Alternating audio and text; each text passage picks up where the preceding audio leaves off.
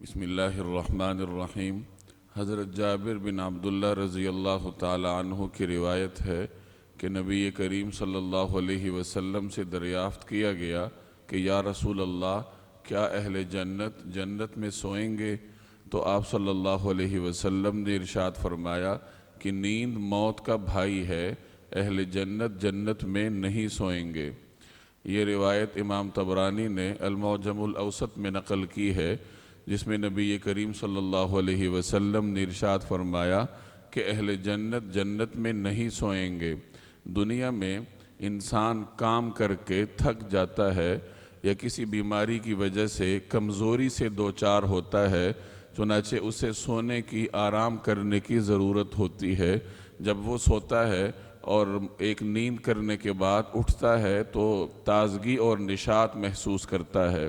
جنتی جنت میں ہر وقت نشاط اور تر و تازگی کے عالم میں ہوگا، اسے کسی قسم کی تھکاوٹ نہیں ہوگی، نہ کسی قسم کی بیماری ہوگی، نہ کوئی کمزوری ہوگی، اس لیے اسے نیند کی کوئی ضرورت ہی نہیں ہے۔ اور دوسری بات یہ کہ جیسے اس روایت میں نبی کریم صلی اللہ علیہ وسلم نے ارشاد فرمایا کہ نیند موت کا بھائی ہے، تو چونکہ جنت میں موت نہیں ہے تو جنت میں نیند بھی نہیں ہے۔ ایک اور روایت میں آپ صلی اللہ علیہ وسلم کے ارشاد کا مفہوم ہے کہ جب جنتی جنت میں چلے جائیں گے اور دوزخی دوزخ میں چلے جائیں گے تو موت کو لایا جائے گا اور اسے جنت اور جہنم کے درمیان ذبح کر دیا جائے گا،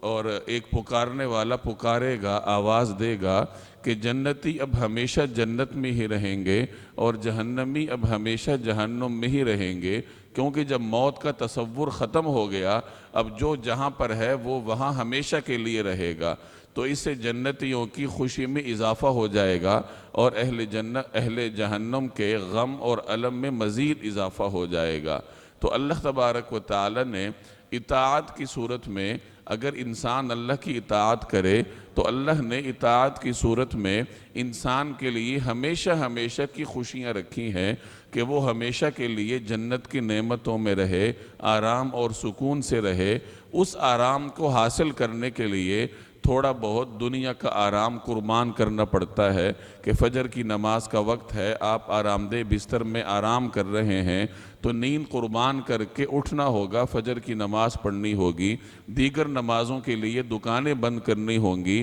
جب دنیا میں تھوڑی بہت قربانی آپ دیں گے تو اس قربانی کی برکت سے اللہ تبارک و تعالی جنت میں ہمیشہ ہمیشہ کا آرام انسان کی تقدیر میں لکھ دیتا ہے۔ اللہ تبارک و تعالی عمل کرنے کی توفیق عطا فرمائے۔